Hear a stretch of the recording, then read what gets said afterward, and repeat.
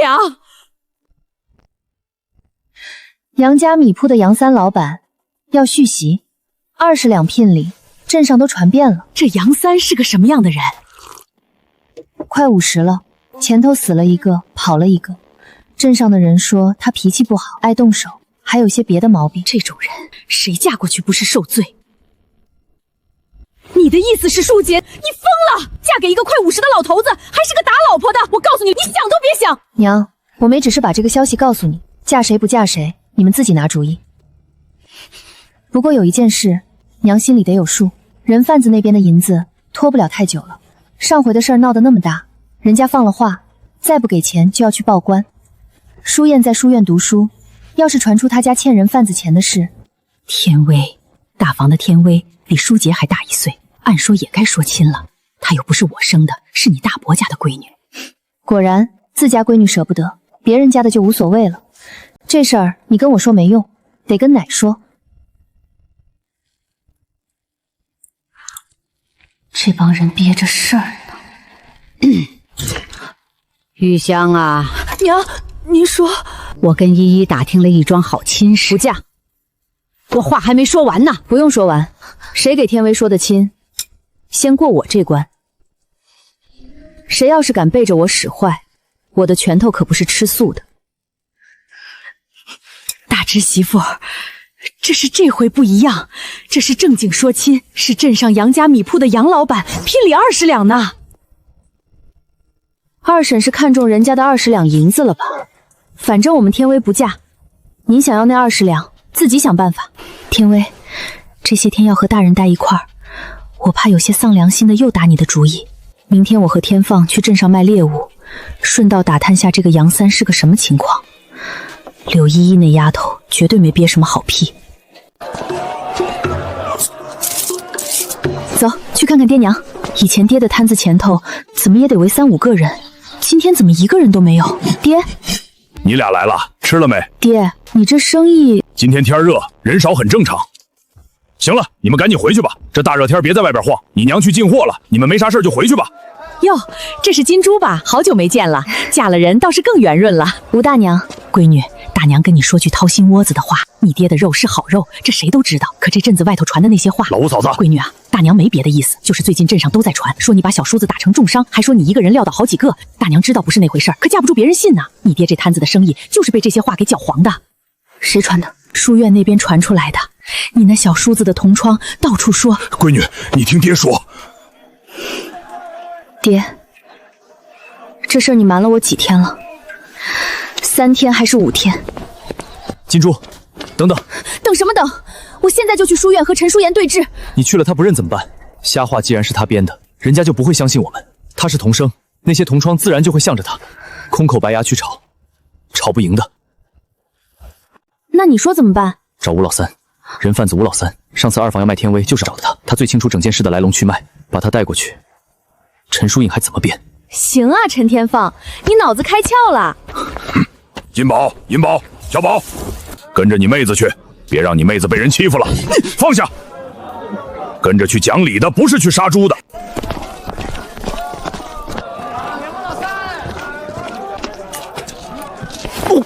你们找我干啥？我上次是给钱买人，真不怪我。跟我走一趟，把你和陈家二房的交易当着人说清楚。我凭啥？去，我去还不行吗？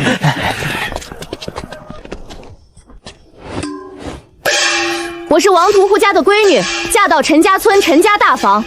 最近有人说我打小叔子，欺负读书人。今天我把当事人带来了，谁想知道真相，就跟我去致远书院门口听。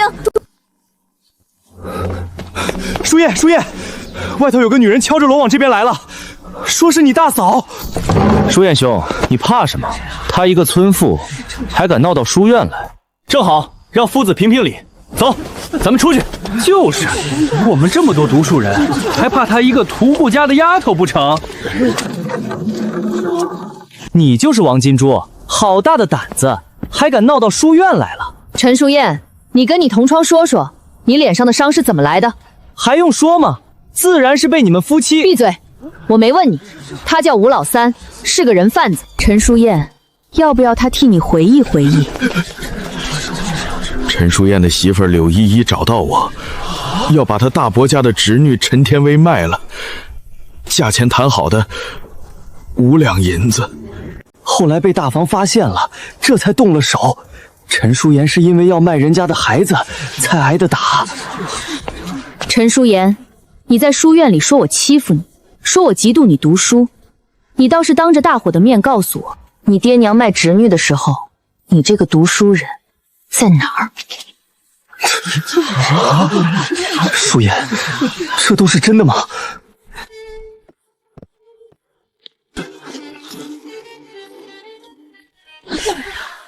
怎么回事？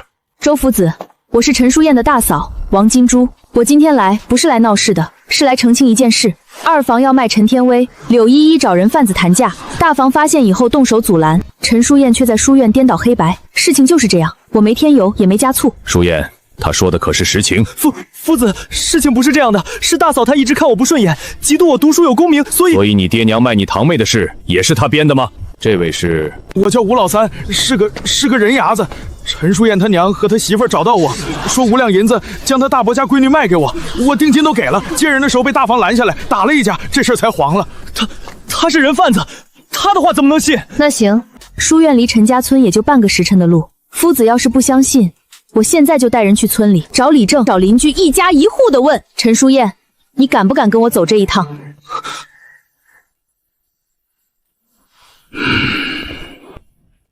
这位嫂子，是老夫管教不严，让学生在外败坏你家名声，此事是书院的过失，老夫在此向你赔罪。陈淑燕的话，你们一个个跟着传，传得满阵风雨，有没有人去求证过？有没有人想过被你们议论的那个人日子该怎么过？圣贤书都读到狗肚子里去了吗？都给我滚回去！陈娘子放心，这个学生老夫会好好教他做人。走，还罗去。那个陈淑燕，亏她还是个童生，干的都是些什么事儿？家里人卖侄女，她不拦着就算了，还倒打一耙。可不是嘛！之前我还信了他的话，觉得王屠户家的闺女是个泼妇。现在看看，人家这才叫有担当，难怪周夫子都给人赔礼了。这事搁谁身上谁不起？听说了吗？这就是那个敢敲锣上书院的王屠户家。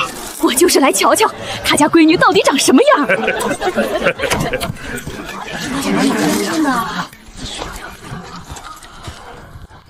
王家大哥，上回和你家小宝相看的那个李家姑娘，托我来问问，这亲事还能不能再议耶？不义了。嫂子，这话怎么说的？李家姑娘模样好，模样好有什么用？之前风言风语满天飞的时候，他家第一个跑来退亲。现在事情清楚了，又巴巴的凑过来。我们小宝又不是剩饭，想端起来就端，想放下就放。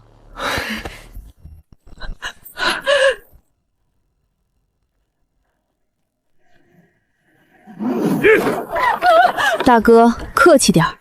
妹子啊，我挺客气的，我用的是脚。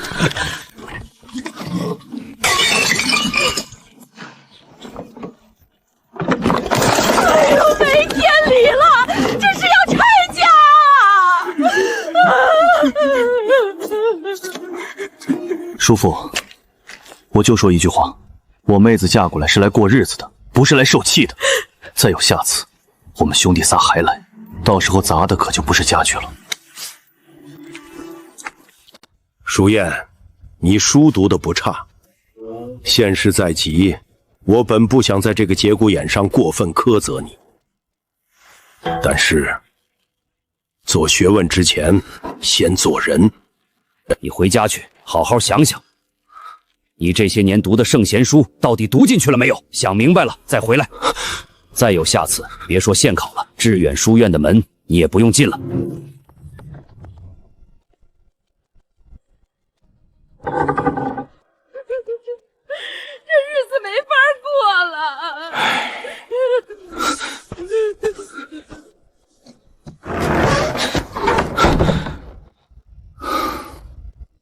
回来了。对了，咱们之前欠下的银子，我有门路了。明天再说吧。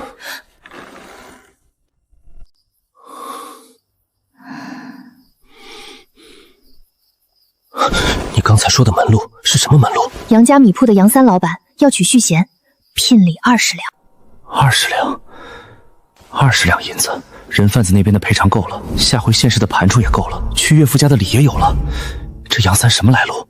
快50了，死过一个老婆，还跑过一个，脾气不好，爱动手。嫁谁？你娘想让陈天威去。不行，上回卖天威的事刚闹完，大房那边恨不得把咱们全家拆了。再动天威的主意，王金珠能把这个家陷了。让舒洁去。等的就是这句话，这样不太好吧？那怎么了？先定亲，过2年再过门。再说了，舒洁是娘生的，娘心疼她，肯定会跟杨家把条件谈好。天威那边动不得，只能是舒洁。亲妹妹也推得出去，不过这跟我没关系，我要的只是那20两银子。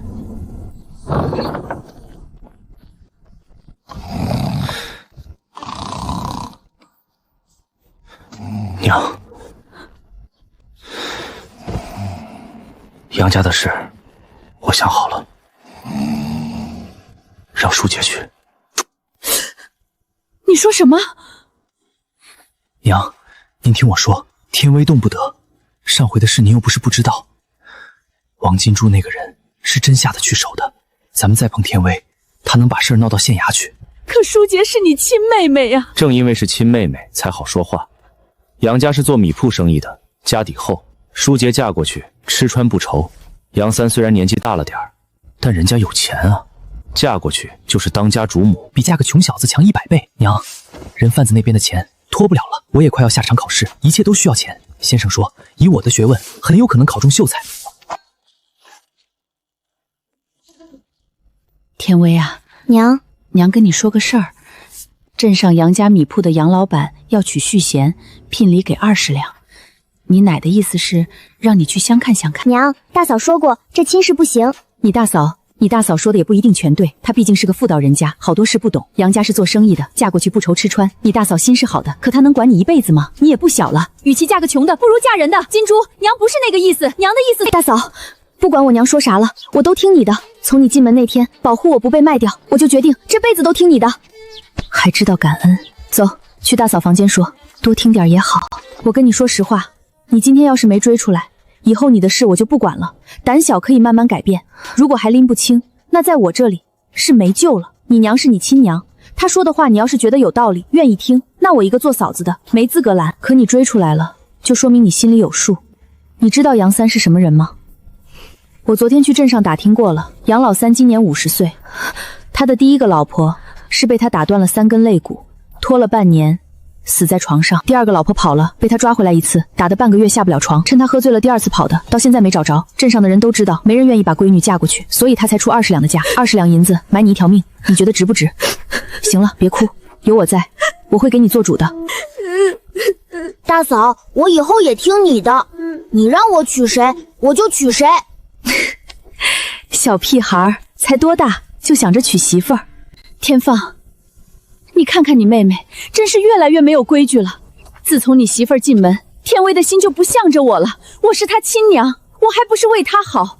杨家有钱，嫁过去吃穿不愁，我一个当娘的能害她吗？你媳妇儿毕竟是外人，她能管天威一辈子不成？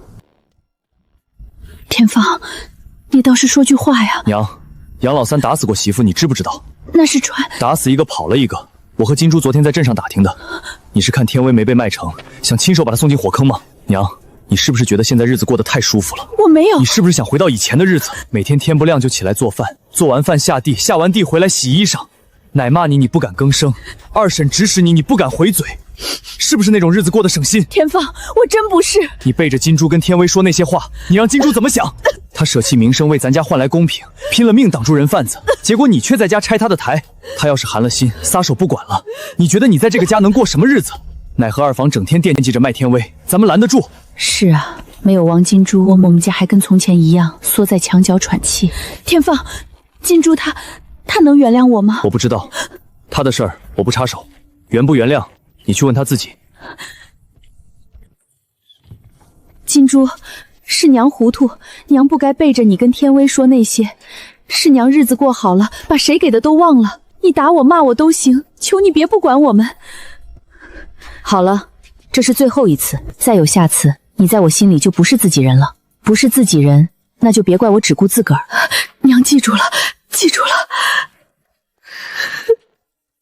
记住教训就好，他就是心软，耳根子也软。以后有人再跟他嚼舌根，你直接拦。你今天话挺多，怎么怕我欺负娘？说什么呢？我肯定站在你这边。切，又菜又爱玩。柳依依，长得咋样？模样周正，手脚勤快。拿去买点心给姑娘尝尝。3天后我让媒婆上门。娘，您想想舒建的前程，等舒建考中了秀才，全家都跟着享福。舒洁嫁过去也算有倚仗，他哥哥是秀才，杨家也不敢太过分。娘，你有话就说。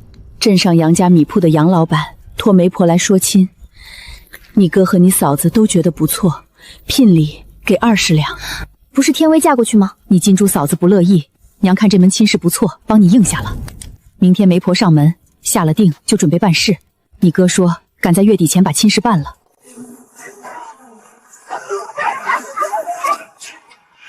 嚯，杨家排场不小啊！那可不，镇上开米铺的有钱，就是新郎年纪大了点儿。有钱就行呗，多少姑娘想嫁还嫁不上呢。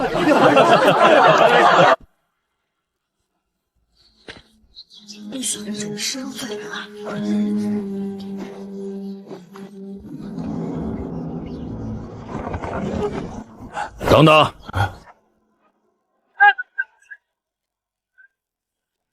舒姐，这10两银子是给你的，你自己收好。10两银子直接给新娘子，杨老板大方啊！这姑娘命好，嫁过去就是享福的。多谢。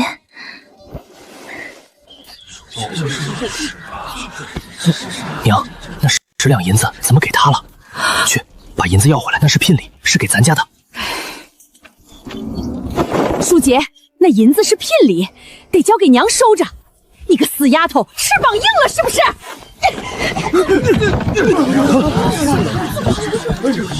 依依，去帮娘。舒洁，听话，这是聘礼，得交给家里。你一个小姑娘拿着这么多银子，像什么样子？死丫头，当着这么多人的面丢人现眼，银子给娘，娘替你收着。亲娘抢闺女的聘礼，人家杨老板当众给姑娘的，这都抢。我听说人家杨老板已经给了10两给陈阳两口子。这是我的卖身钱，你们卖了我，连卖身钱都不给我留，你们还是人吗？起轿，起轿！银子不拿出来，谁都别走。大嫂，想去就去，如果你不害怕的话。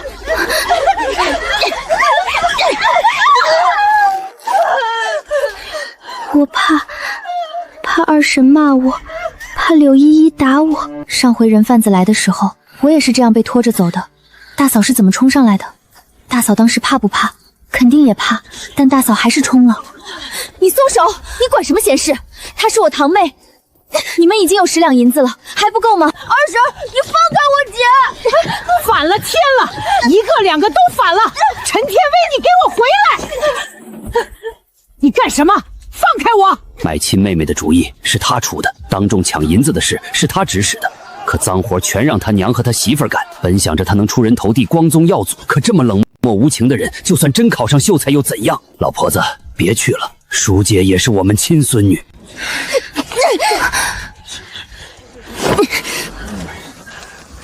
老东西，等我考上秀才，第一件事就是分家，到时候把你这个老东西扔给大房养，让王金竹去伺候。快起轿！起轿喽！天薇姐、天润，谢谢你们。当初说好的20两，你娘手里才10两，剩下10两让那死丫头当众装兜里了，你倒是想个法子啊！回屋说。回什么屋？银子是当众给的，我就当众说。都怪陈天薇那个死丫头，要不是她搅和，银子早拿回来了。天薇是大房的人，大房不同意，天薇敢动手？就是王金居那个搅家精，铁定是他授意的。大嫂，疼，忍着，下回动手之前，先护住自己的脸和手。脸是门面，手是干活的，伤哪儿都不能伤这2处。大嫂，你不怪我多管闲事吗？你觉得该管就管，但管完了要承得住后果。大哥、大嫂，我有几句话想说。说，今天舒洁出嫁，天威和天润拦着不让收聘礼，这事大嫂知道吗？知道。那大嫂觉得合适吗？聘礼是给家里的，天威拦着不让收，这是不是坏了规矩？杨老三亲口说银子给舒洁的，你觉得不合适，找杨老三说去。大嫂，我是说天威不该插手二房的事，她一个大房的姑娘跑去拦二房嫁女儿，外人看了会怎么想？陈淑妍，你到底想说什么？直说。舒洁的聘礼本该是20两，如今只到手10两，天威搅了这桩事，大房是不是该补上这10两的亏空？行，你要算账，那咱们就算算，你考童生那年的盘缠食宿笔墨纸砚加起来多少？你爹娘出了多少？大房出了多少？第二笔，你在书院读书这几年，一年多少银子？你自挣过1文没有？第三笔，你们二房吃的柴米油盐哪里来的？你张嘴就要10两银子，那我问你，这些年大房贴补二房的银子、粮食、劳力加在一起，是不是得有上百两？你什么时候还？你说天威坏了规矩，那你把亲妹妹嫁给50岁的老头，丧不丧良心？大嫂，账不是这么算的，大房帮二房那是一家人的本分，那天威帮舒洁也是一家人的本分。你少拿嘴皮子糊弄人，那10两银子……闭嘴！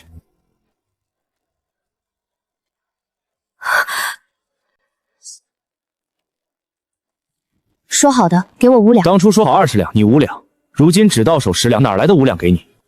陈淑燕，你说这话亏不亏心？当初你让我借你2两，还我5两，而且这事儿是我牵的头，嫁衣也是我绣的，你跟我说没有？这2两是当初跟你借的，还你，多的没有。2两？你打发叫花子呢？爱要不要？陈淑燕，我爹的书斋你去过几回了？你在书院买一本《春秋集记》得1两2，我爹铺子里的经史总集，你要是能随便看，一年省多少银子，自己算。给我5两，我跟我搭说，让你随时去看书。先给2两，等你爹点了头，我再给3两。成交。爹，书院的先生说他明年考秀才把握很大。一个秀才不值什么。你想啊，镇上出了个举人老爷，还是你女婿，到时候铺子的招牌都得换一块。让他来吧，只许在后堂看，不许带走，不许抄录真本。爹，您放心，书院不是守内规矩的人。这什么玩意儿？喂猪都嫌磕碜。天薇姐，上回的事儿，谢谢你们，这是我自己的钱买的，你们吃着别有负担。你过得好不好？饿不着，冻不着，比灾强。那就好。天薇姐，你跟天润好好的，以后你们有事需要帮忙，可以去找我。姐，糕点能吃了不？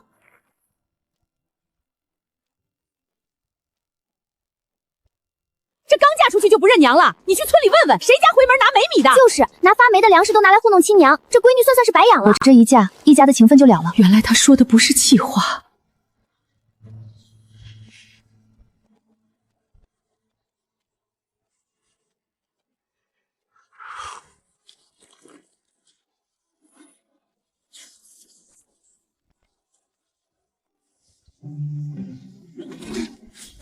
砍柴还带猎刀，顺便转转。这人每次撒谎，耳朵比嘴诚实。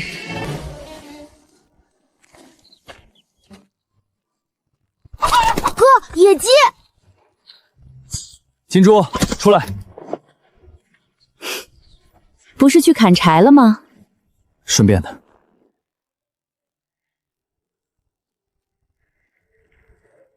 路上看见的，酸的。你不是上回说嘴里没味儿？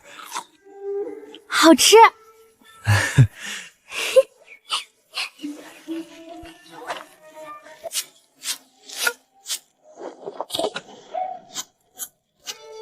你去劈柴，我帮你。灶台不需要你，去。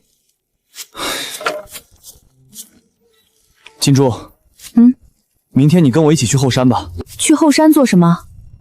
看个东西。什么东西？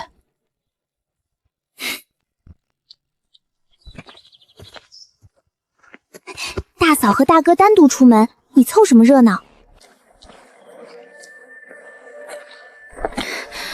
还好在娘家的时候，我跟着爹上山砍过猪草，腿脚不算差。上来。干嘛？背你，前面路陡。我120斤，你背得动吗？我扛过200斤的野猪。这话听着，他怎么有些刺眼呢？那你背。你要给我看什么？快到了。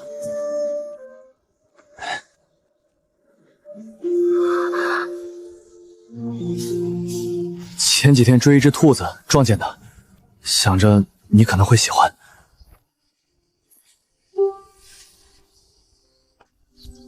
是好看。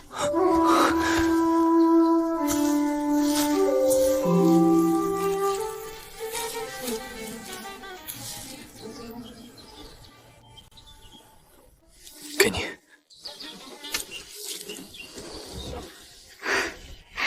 编的有点歪。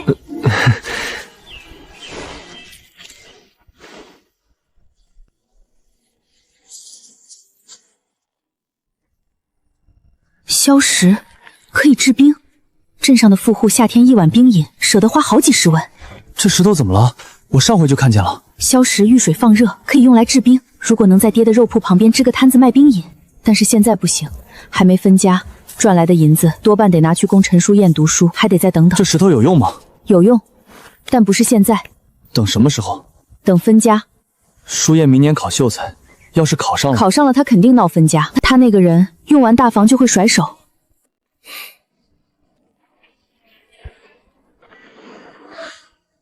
好看。金珠，分了家，我多打猎，你想做什么做什么。本来就是这么打算的。我是说，你不用什么都自己扛，有我呢。这人平时闷得像块石头，今天倒是一会儿花一会儿实的。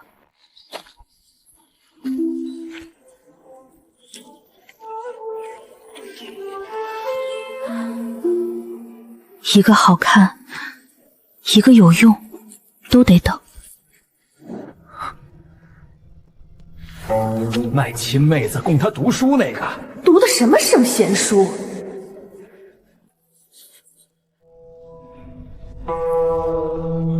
凭什么？我寒窗苦读，忍受清贫，不过是想挣一个前程，凭什么要被这些无知村妇在背后嚼舌根？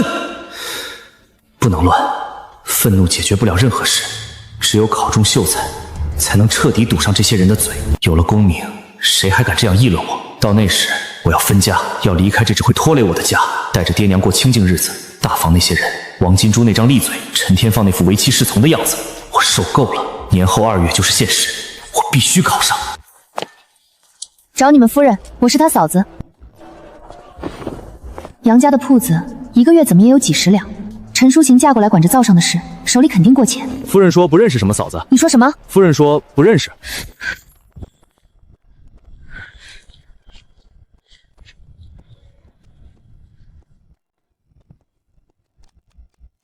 舒姐，嫂子来看你了。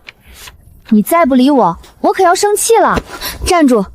杨家后院外人不能进，你从铺子前门进来的，算闯。伙计没拦住你，回头我得扣他工钱。我是你嫂子，什么外人？好了好了，上回的事儿是嫂子不对，你现在日子过得好，嫂子替你高兴。我今天来就是想看看你。看完了，可以走了。陈书姐，你别太过分！你哥在书院读书，书语笔墨都要银子。送客。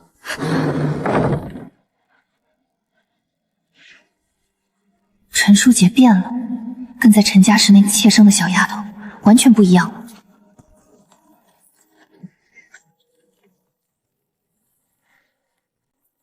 嫁给陈淑英图的是什么？图她以后考上功名风光体面吗？可眼下呢，陈淑英在书斋啃书，我却在婆家受气，反倒是陈淑姐嫁了个有铺子的老头，坐在那里像个当家夫人，凭什么？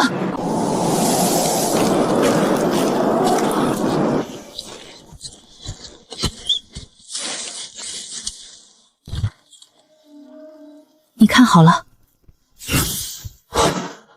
这是咋回事？这是个能藏东西的地儿，往后咱们打的猎物、买的粮食都能悄悄收进去，天灾人祸的有个防备。这事儿天知地知，你知我知，人心隔肚皮，露出去就是祸事。我晓得轻重，所以才只告诉你，往后我收东西，你得帮我看着人。成。山上开始积雪了，路滑，不许去。我认路。认路也不行，摔断腿划不划算？嫂子这一瞪眼，可就蔫儿了，少说2句。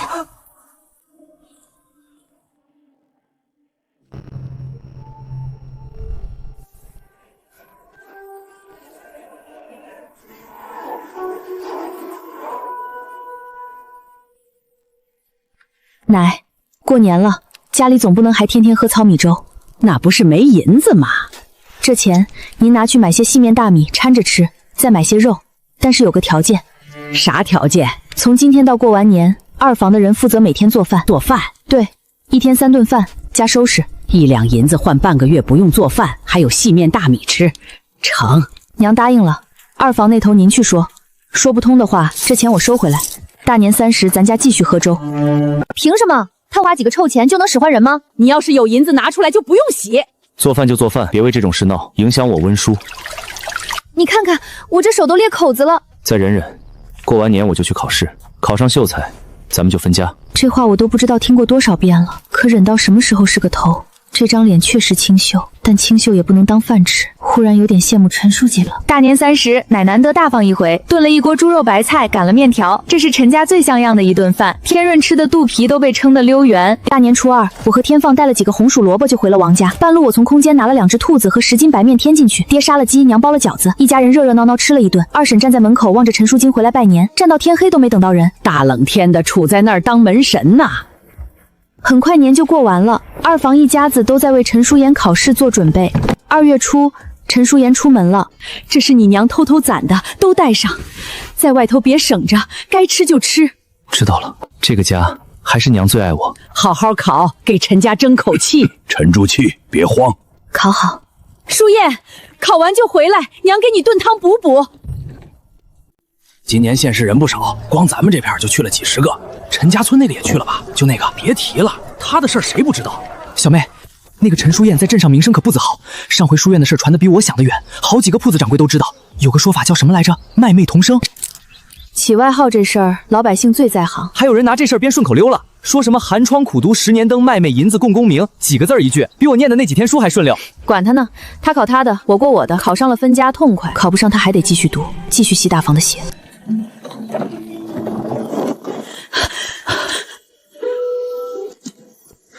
不重，我自己来。考得咋样？题目出的偏。偏是什么意思？是难还是？能不能考上，等放榜才知。我了解儿子，若真考砸了，绝不会是这般语气。你看他那脸色，像是考好了的样子吗？看他那能考上，要真没指望，他进门就该垮着脸了。你就告诉我，到底有没有把握？55之数吧，莫要多问，等榜就是了。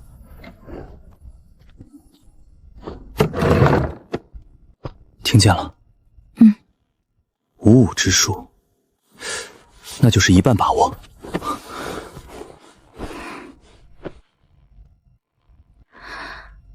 他说55，真实该有7、8成。读书人嘛，话不说满。要真只有3成把握，他今儿进门脸色就不是那样了。考上就好，考上了就分家。他中了秀才，有了底气，巴不得早点甩开咱们这累赘。正好，咱们也不想再伺候了。成，你说分就分。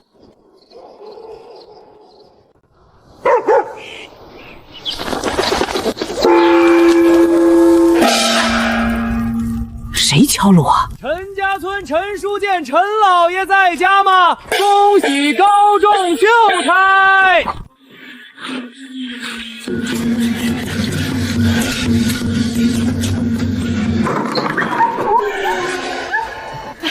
在家，这是我孙子。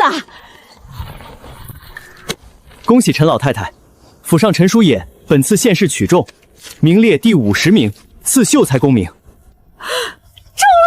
了！我孙子中秀才了！我儿子中了，我儿子出息了！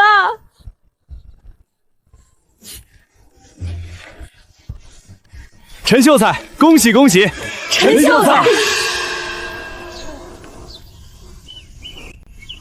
报喜是要给红封的，这是规矩。衙役大老远跑来敲锣打鼓，不白跑。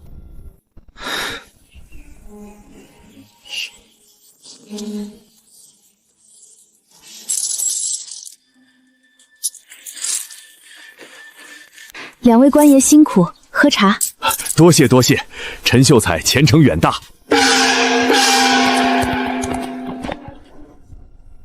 2两银子，柳依依这次真舍得。书院出息了，咱们陈家村上一个秀才还是30年前的事儿，光宗耀祖，光宗耀祖啊！秀才公以后可得多照应咱们村里啊。书院啊，我那2亩薄田，你看能不能沾沾你的光？陈老太，你好福气哟，孙子这么有出息，往后等着享清福吧。我等这一天等了太久了。各位乡亲抬爱，书宴侥幸得中，是祖宗必要，也是乡亲们平愿照应，别的不敢说。咱们村里的族田可挂30亩在我名下避税，是应当的。好，书宴不忘本，咱们村出了个人物，村里出钱摆酒，好好庆贺一下。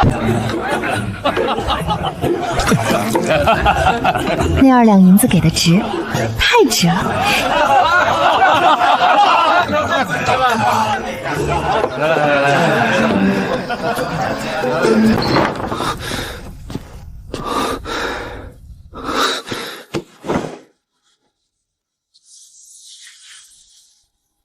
第50名，不高，但我是秀才了，是老爷了。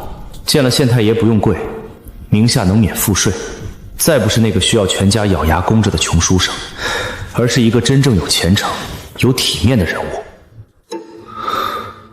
是时候了。爷奶，有件要紧事，趁着一家人都在，我想说说。啥事啊，舒言？你说。我想分家。来了。分家？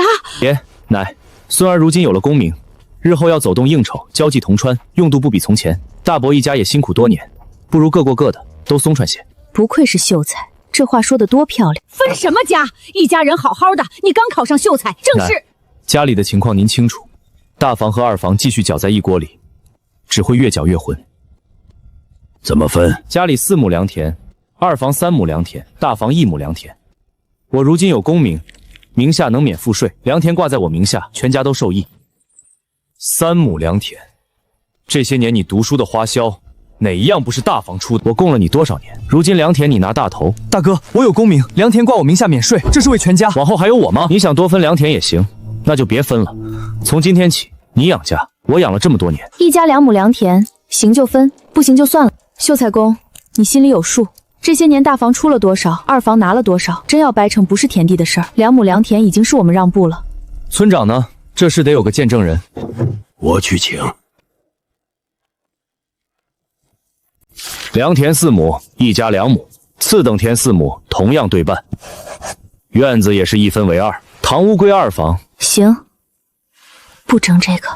我了解媳妇，她说不争，就是有更大的打算。剩下的家事按屋分配，水井共用，都写进文书。最后一个问题，陈老头和陈老太跟谁？依我看，2位老人家一家跟一个，都有尽孝的机会。我跟老大。老婆子，你也过来。我跟淑烟。娘放心，我伺候您。成了，从今天起，陈家大房二房各过各的。爷，您坐。分家了，今天庆祝一下，吃白米饭。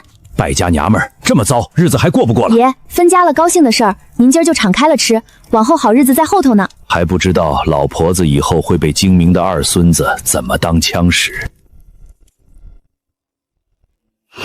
娘，明天去街上买些肉，再买些细粮，咱们掺着吃。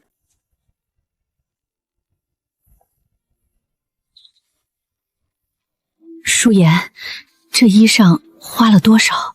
不多，2身家靴子，统共1两2钱。依依，这个给你，那日谢谢你。牙医来报喜那日，若不是依依，我面子上还不知道怎么难看呢。好看，我孙儿真是读书人的气派，依依戴着也好看。娶了媳妇儿忘了娘，都不知道给娘带一只。你之前说砌墙，我量了一下，院中间拉一道，大概要300来块土坯。多久能弄好？土坯我自己拖，5、6天的事儿，砌起来再2天。行，赶紧弄，省得那边做什么咱们看见，咱们做什么那边也看见。分了家就分干净，眼不见心不烦。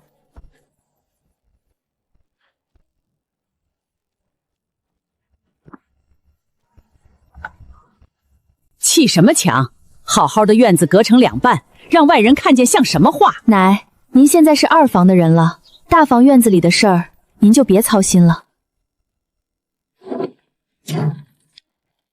那几十两成遗，你打算如何处置？大部分留着，秋日院士要去州府盘缠、打点、住宿，皆是花费。余下些零头贴补家用。丈夫有打算便好。粮食还有400来斤，够吃一阵。腊肉剩半条，干菜若干，银子6两7钱。娘家给我的暂时不拿出来，6两多银子不算少。可要盖房子，还想送天运去读书，是远远不够的。光靠你打猎，1个月顶多赚个1两多，刨去吃喝，能存下的钱不到1两。得想别的路子。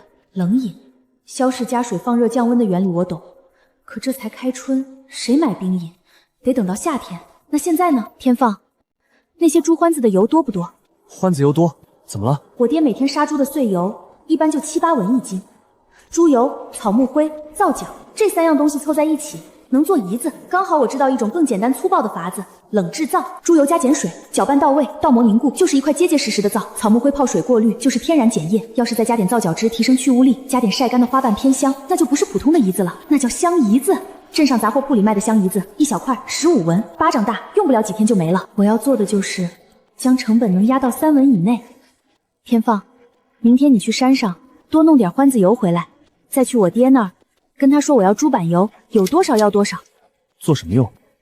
做胰子，比镇上卖的便宜，但更好用。成，明天就去。对了，灶里的草木灰别倒了，攒着，让娘和天威也攒着，越多越好。这玩意儿能赚钱？你信我就行。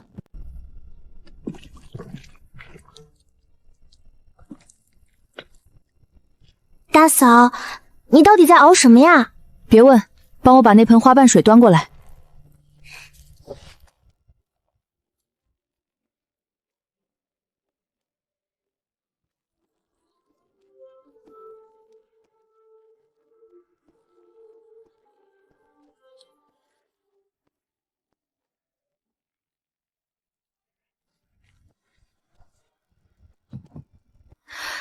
好了，放阴凉处，等20天。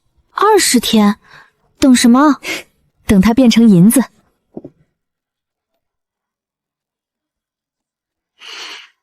成了。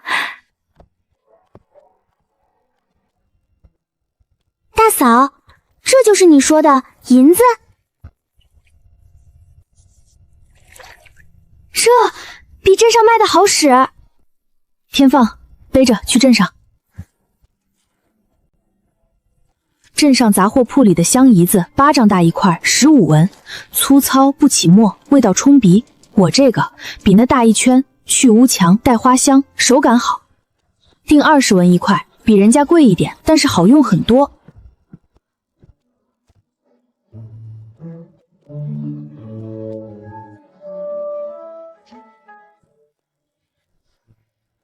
这是胰子，香胰子。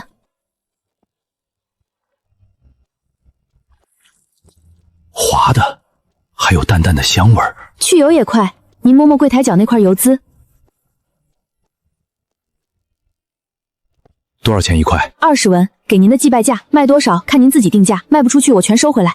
留几块？10块，这块您切成小块，给进店的客人试，用过的人没有不想买的。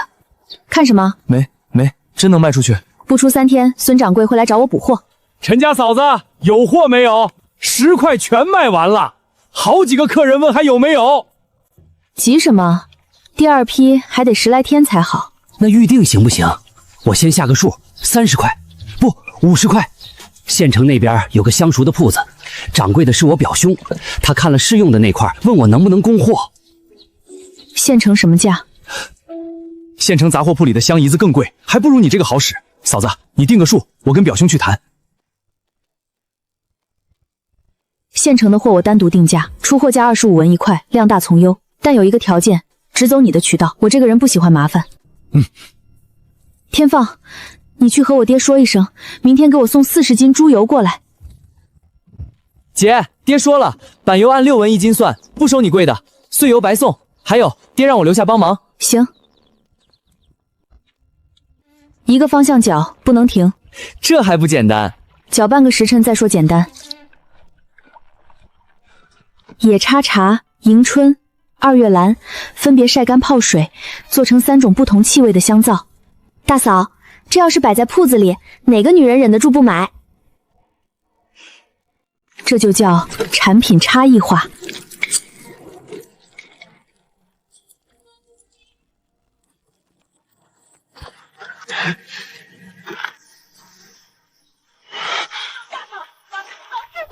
这粥跟洗锅水一样，多放点米会死吗？你说的容易，就这点米，不省着只能喝西北风。昨天我做饭，婆婆说咸，奶奶说淡，今天谁爱做谁做。我养了一辈子的儿孙，到老连口热饭都吃不上。我一个人种地、劈柴、挑水，回家连口饭都没有。以前大房在的时候，什么都有人干，我只需要往那儿一站，装样子就行了。3个女人饭都做不好吗？既然这样，明天娘在家做饭，你们2个跟我下地去，一天天吵个没完，我倒宁愿没分家。50块灶，成本不到5文，净利润快到1两银子了。以后把周边几个县都供应上，我要发财了！天放，咱们要发财了。成，你说发财就发财。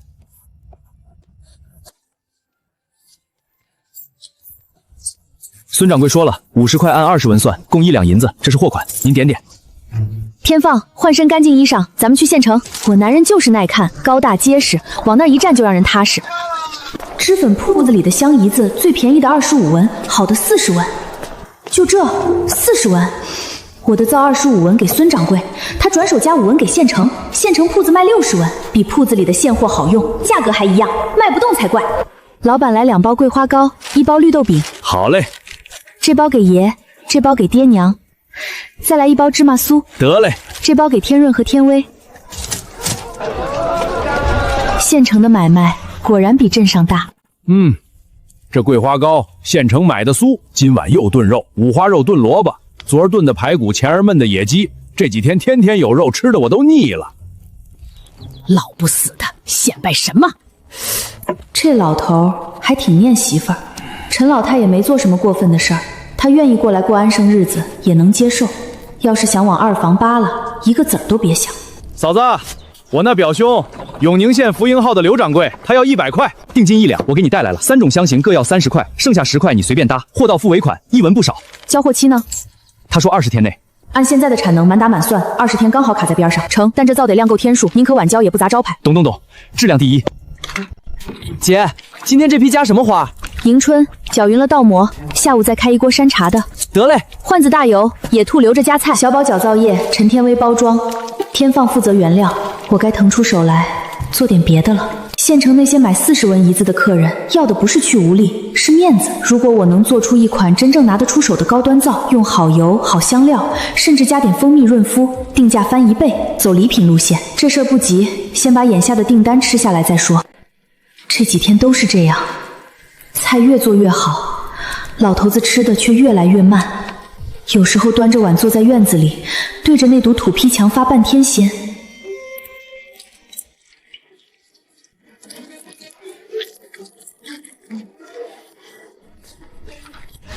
光有好皂还不够，县城脂粉铺子里的皮子用油纸一裹就卖，跟包咸菜似的。我要做出区别来。天放，你上山砍2段桐木回来，要纹路细的，没疤的。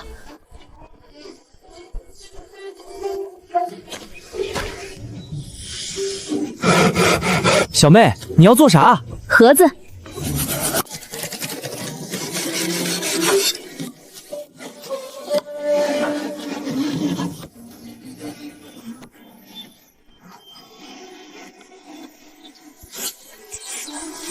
书记，大嫂，这也太好看了！镇上铺子里的东西都没这么精细，有分量，有质感，有辨识度。这种皂出货价100文。100文？小妹你疯了吧？谁买？